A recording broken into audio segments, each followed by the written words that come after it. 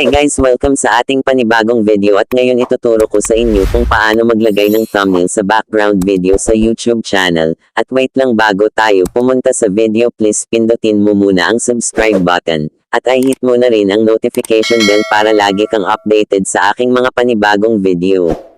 At please 63% sa ating channel ang hindi nakasubscribe, kaya pindutin muna. At ngayon simulan na natin.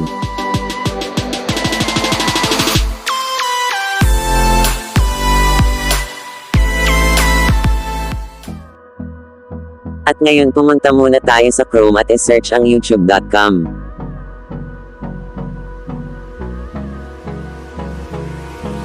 Hold me close till I get up. Time is barely on our side. I don't wanna waste what's left. The storms we chase are leading us, and love is all we'll ever trust. At kailangan din i-stop sight lagi para makapunta sa dashboard.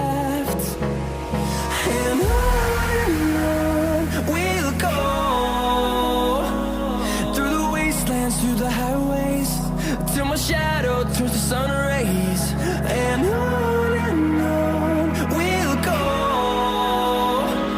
Through the wastelands, through the highways, and on.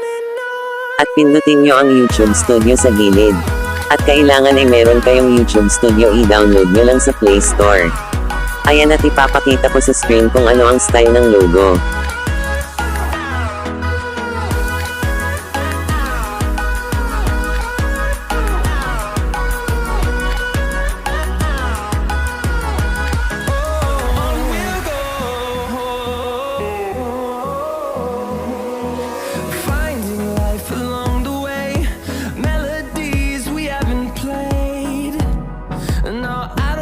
At pagpasok nyo ng YouTube Studio, pindutin nyo ang style lapis sa itaas at ganun din na nasa gilid.